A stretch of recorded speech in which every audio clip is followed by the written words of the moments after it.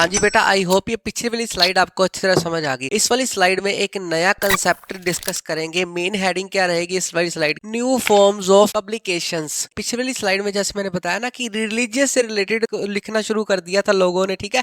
अब इस वाली स्लाइड में ना हम डिस्कस करेंगे, हाँ भी इंडिया में न्यू पब्लिकेशंस कौन कौन सी आ गई थी। अब जरूरी थोड़ी है कि आजकल कि हर बंदा एक ही तरह की कंसेप्ट को रीड करेगा, हो सकता है कुछ लोगों का इंटरेस्ट अलग अलग हो। तो इस स्लाइड में हम ये देखेंगे इंडिया में कौन से टाइप का नया इंटरेस्ट पैदा हुआ लोगों का, ठीक है। कौन कौन सी नई एडिशंस आई, मतलब स्लाइड का जैसे नाम है ना, जैसे न्यू फॉर्म्स ऑफ पब्लिकेशंस। अब देखेंगे कौन कौन सी फॉर्म की पब्लिकेशन नई, धर्म को छोड़ के, ठीक है।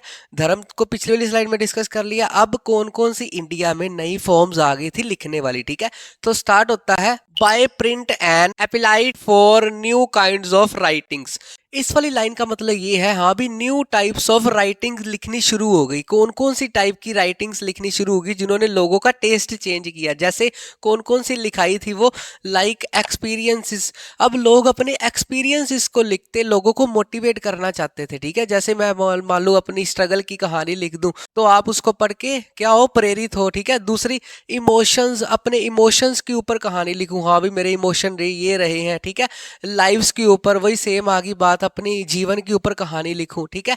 एंड रिलेशनशिप्स, उस समय इन सभी टॉपिक्स के ऊपर नई पब्लिकेशंस होने लग गई थी, ठीक है। अगर आपको कंसेप्ट पेपर में आता है, पेपर में क्वेश्चन आता है what was the new publications, तो आपने ये सारी लिख देनी है। हाँ, उस समय रिलीजन के बाद, धर्म के बाद ये सारी एक्सपीरियंसेस के ऊपर, इमोशंस के ऊपर, लोग अपनी रिलेशनशिप के ऊपर बुक्स लिखनी शुरू कर दी थी, ठीक है। आई होप ये वाला कंसेप्ट आपको अच्छे से समझ आ गया। उसके बाद बिल्कुल सिंपल स्लाइड है ये वाली, ठीक है। उसके बाद जो novels made in Indian forms and style, उस समय जो नॉवेल्स बनते थे, नॉवेल्स पिक्चर देखो आपको समझ आ जाएगी, वो इंडियन स्टाइल में अब बनने शुरू हो गए। पहले वेस्टर्न कल्चर से बनते थे, अब इंडियन स्टाइल से नॉवल बनने शुरू हो गए। अगली बात, न्यू लिटरेरी फॉर्म्स लाइक, अब नई लिटरेरी मतलब पढ़ने वाली फॉर्म्स आ गई थी। कौन कौन सी? जैसे लिरिक्स लिखने शुरू कर दिए थे लोगों ने, शॉर्ट स्टोरीज लिखनी शुरू कर दी थी। अब पता है क्या है, इसको ना आज के समय के साथ कंपैरिजन करके देखो। जैसे पहले लोग क्या देखते थे, टीवी वगैरह देखते थे। जैसे ही फेसबुक आया, लोगों का टेस्ट चेंज हो गया। कुछ फेसबुक के ऊपर खाना बनाने वाली वीडियोस देखते हैं, कुछ फेसबुक के ऊपर स्टोरीज देखते हैं, कुछ फेसबुक के ऊपर पता नहीं क्या क्या देखते हैं। कमेंट बॉक्स में बताओ आप फेसबुक पे क्या देखते हो, ठीक है। जैसे यूट्यूब पे ऊपर कुछ लोग स्टोरीज देखना पसंद करते हैं, यूट्यूब पे ऊपर कोई एनिमेशन की वीडियो देखना पसंद करते हो, जैसे यूट्यूब शॉर्ट्स देखना पसंद करते हो। वैसे ही उस समय बुक्स के आने के बाद, प्रिंट के आने के बाद धर्म से अब हट के लोग कुछ और करना शुरू कर दिया था, ठीक है। एसेज वगैरह लिखने शुरू कर दिए थे। ये सारी लिटरेरी की नई फॉर्म्स थी। अब सारा टेस्ट चेंज हो गया था, इसीलिए इस हेडिंग का नाम क्या रखा है, न्यू फॉर्म्स ऑफ पब्लिकेशंस। अब नई पब्लिकेशंस आनी शुरू होगी, ठीक है। जैसे आजकल वेब सीरीज आनी शुरू, ठीक है। आई होप यहाँ तक आपको अच्छे से समझ आ गई। ये जो ऊपर मैंने बोला ना, शॉर्ट स्टोरीज वो हो गई, ठीक है, एसेज हो गए, ये सारा किसके ऊपर बेस्ड था? All emphasised on human lives. ये जो स्टोरीज की बात मैंने की है, ऐसे की बात की है, नए टाइप्स के ऐसे आने शुरू हो गए, ये ह्यूमन की लाइव्स के ऊपर भी बनने शुरू हो गए। मतलब ह्यूमन की लाइफ के ऊपर लिख दिया, ऐसे लिख दिया, तो जिसको लोग पढ़ेंगे तो प्रेरित होंगे, ठीक है। और दूसरी बात, इंटीमेट फीलिंग्स मटेरियल्स। इसका मतलब ये होता है कि जैसे रोमांस से रिलेटेड है इसका, ठीक है। रोमांटिक स्टोरीज भी कई लोग पढ़ते हैं। मतलब हर बंदे का अलग अलग टेस्ट होना शुरू हो गया, ठीक है। उसके अकॉर्डिंग बुक्स छपनी शुरू होगी। ये कब हुआ? End of 19 century, end of 19 centuries में लोगों का टेस्ट चेंज होगा और लिखने वालों का भी टेस्ट चेंज हो गया। उन्होंने लिखा भी अपने लाइफ के ऊपर, रोमांटिक स्टोरीज के ऊपर, या अपने रिलेशनशिप के ऊपर, ठीक है। आई होप ये वाला कंसेप्ट आपको अच्छे से समझ आ गया। अगला अगला क्या है? Also coming of visual print materials. अब उस समय ना समाज में विजुअल मतलब क्या होता है, जिसको लोग देखते हैं। जैसे आप हिंदी में नहीं करते, चित्र देख के उसका वर्णन करो, कुछ ऐसा प्रिंट भी आ गया था जो विजुअल के ऊपर डिपेंड था। मतलब देखो और उसको नीचे कमेंट दो। जैसे मैं आपको कोई पिक्चर दिखा दूं, मैं नीचे बोलूं हाँ भी इसके ऊपर आप कमेंट दो अपने अपने, तो वैसे ही कुछ ऐसे प्रिंटिंग मटेरियल भी मार्केट में आ गए, प्रिंटिंग मटेरियल आ गए। अब इसको बनाने वाले का भी नाम आपने याद रखना। उस समय